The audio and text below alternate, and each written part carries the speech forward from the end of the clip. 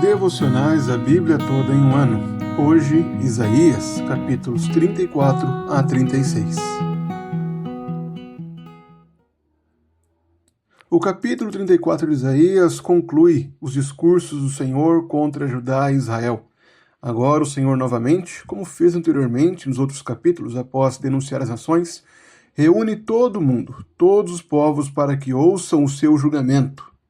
O capítulo 34 começa anunciando: aproximem-se, ó nações, para ouvir, e vocês, povos, escutem, que a terra e a sua plenitude ouçam, que o mundo e tudo que ele produz escutem. Edom é novamente citado por Isaías. Edom representava os filhos de Esaú, mas mais do que isso. Ao longo do Antigo Testamento, Edom representa justamente aquilo que é oposto a Israel. É justamente o contraste de Israel, é a antítese de Israel. Por isso, Edom é tomado como a representação dos povos que serão julgados, os povos que não temem ao Senhor, que não se voltam ao Senhor, e sobre quem a espada do Senhor será derramada, sobre quem Deus exercerá juízo. Os versículos 9 a 17 fazem um forte contraste com a conclusão do capítulo 33. Se naquela altura nós lemos o Senhor renovando a terra de Judá e de Israel, fazendo com que a terra fosse produtiva, com que surgissem bosques no meio da terra, agora o Senhor declara que fará de Edom uma desolação. Mostra que os ribeiros de Edom se transformarão em piche, e o seu pó em enxofre, a sua terra se tornará em piche ardente. Aquela terra produtiva agora será semelhante a um deserto. Mas após esse juízo, esse deserto se alegrará, como diz o capítulo 35. O ermo exultará e florescerá como o narciso, e agora haverá um jardim. Ele se cobrirá de flores, dará gritos de alegria e exultará. Essa reversão que acontece não indica que Edom será desfeito, mas sim que aquilo que é deserto para o Senhor, não se tratando aqui de Edom, será agora um jardim. O Senhor renovará o seu próprio povo, Judá, e por isso há ordem: fortaleçam as mãos frouxas e firmem os joelhos vacilantes. Digam aos desalentados de coração: sejam fortes, não tenham medo.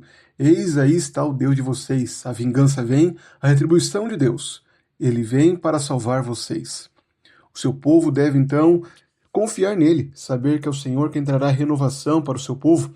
Naquele momento, os olhos dos cegos se abrirão, será desimpedidos os ouvidos dos surdos, os coxos saltarão como as corças, e a língua dos mudos cantará. O Senhor promoverá uma grande renovação no meio do seu povo. O Senhor transformará de tal forma o seu povo que haverá um caminho santo, e que ninguém se desviará dele, nem mesmo o tolo, nem mesmo o louco.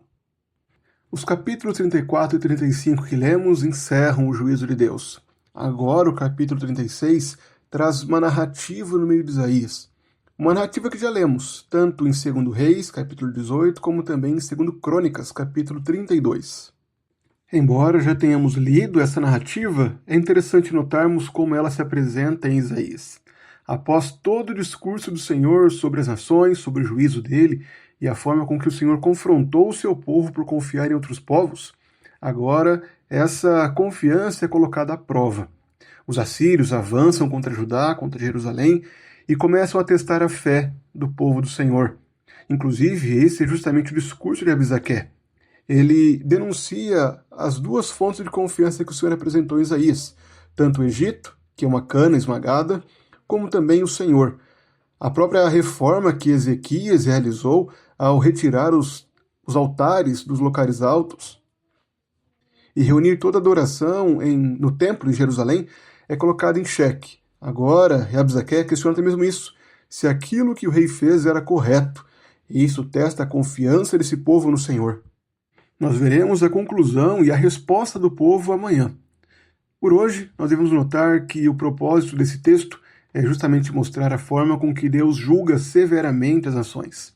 O juízo que Deus anunciou contra o seu povo é também estendido a todos aqueles que não temem. O Senhor disciplina o seu povo, mas ele promove restauração. Enquanto para aqueles que não temem, há apenas um deserto, uma destruição definitiva e certa que alcançará a todos aqueles que rejeitam o Senhor. Além disso, o episódio de Isaías 36 inicia uma nova sessão. Agora o Senhor vai mostrar na prática, numa narrativa, na história, tudo aquilo que ele falou ao longo desse livro de Isaías. As promessas do Senhor serão colocadas à prova. Será que o Senhor realmente julgará os povos que não temem? Será que Deus realmente é digno da confiança do seu povo? Esse é o propósito desse texto do capítulo 36, é mostrar essa discussão que Isaías tem levantado, a prova na própria história de Judá. Nós aprofundaremos ainda mais essa história nos próximos devocionais. Hoje, porém, vamos focar em como Cristo pode ser visto nos capítulos 34 e 35. Cristo é tanto aquele que traz juízo quanto as nações, como também aquele que redime o seu povo. Inclusive, a promessa de um caminho santo, como é declarado no capítulo 35, é plenamente cumprida em Cristo. Cristo é o caminho, a verdade e a vida. É a única forma de nós nos achegarmos ao Pai. Ele é justamente a fonte da nossa confiança, é nele que devemos confiar e depositar toda a nossa esperança. Ele é quem restabeleceu a comunhão do seu povo com Deus.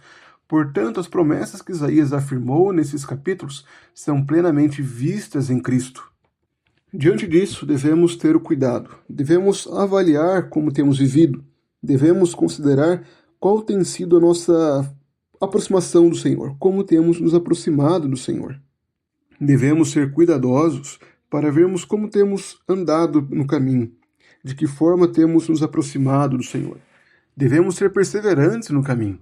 Há uma certeza nesse texto, o Senhor mesmo nos manterá no caminho, porém, isso é visto claramente no Novo Testamento como uma via de mão dupla.